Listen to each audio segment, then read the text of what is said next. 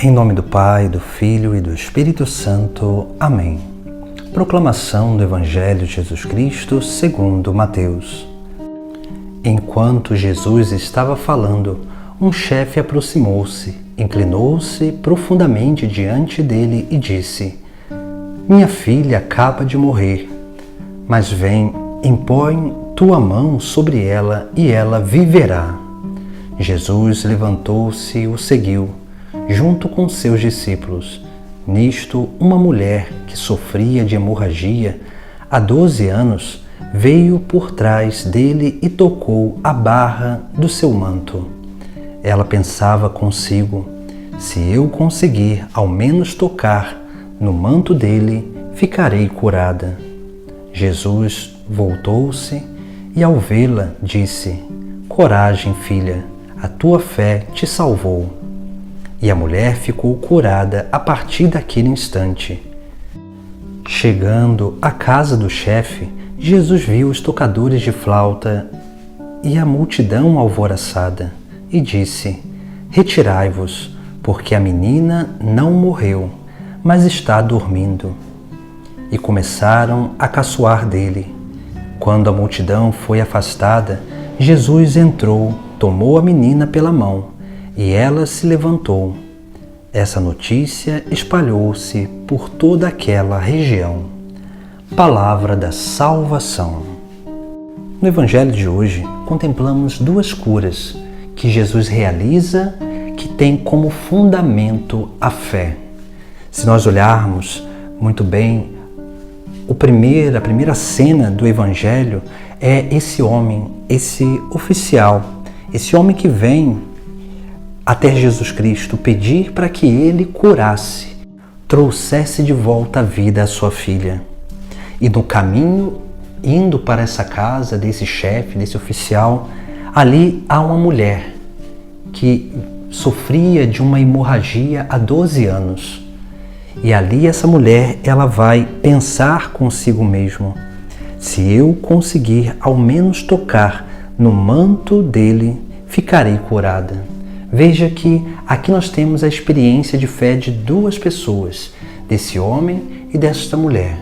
Essa experiência de fé que é sim aquilo que é o fundamental para a nossa vida, para o nosso segmento, para que nós possamos viver numa intimidade com Jesus Cristo e principalmente possamos ser purificados, curados dos nossos pecados.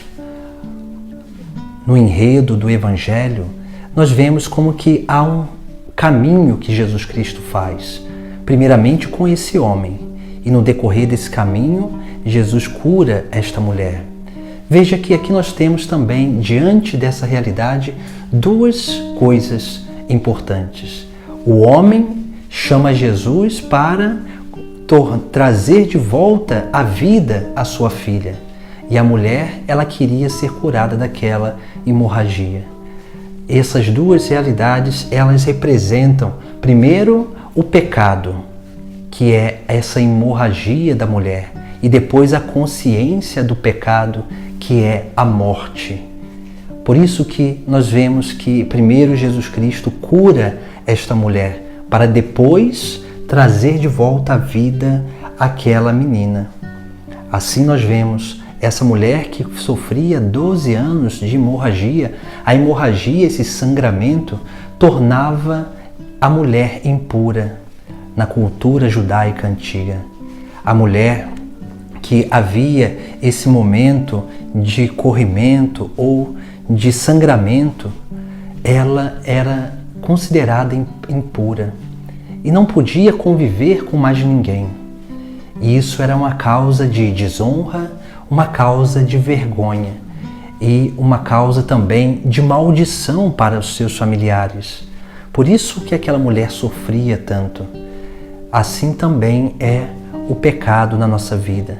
O pecado é algo que nos torna impuros, que vai nos levando cada vez mais para uma vida de alimentação dessas paixões interiores, dessas desordens que muitas vezes vão nos fazendo sofrer por muito tempo.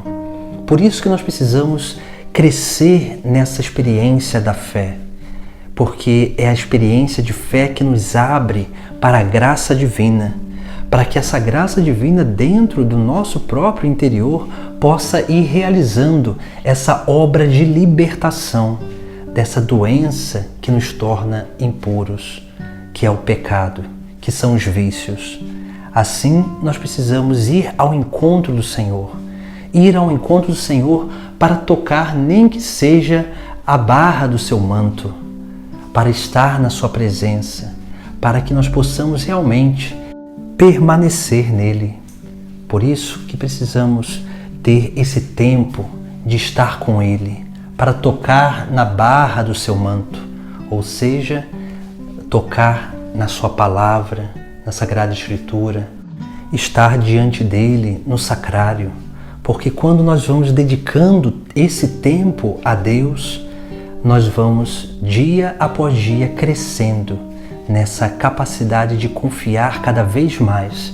Assim a nossa fé em Cristo vai aumentando e nós vamos nos tornando mais dóceis à graça divina e muito mais fortes para lutar contra os vícios, contra os pecados que nos afligem por muito tempo. Depois nós vemos a outra cura.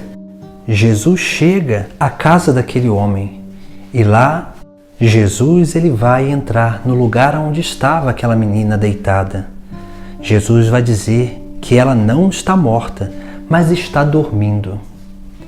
E aqui nós temos essa imagem da morte corporal, que na verdade é um adormecimento nessa terra para acordarmos para a eternidade.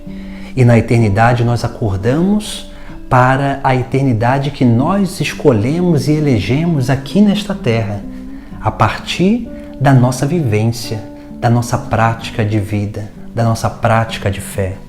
Por isso que nós vemos que Jesus Cristo ele pede para que aquela multidão se retire daquele lugar, porque Jesus ele não gosta de espetáculo. Jesus ele não quer fazer coisas para que todos vejam, mas Jesus, quando ele realiza uma cura, ele está realizando para o bem daquele que é curado. E aí depois sim, para o testemunho, para a conversão daqueles que verão aquela cura.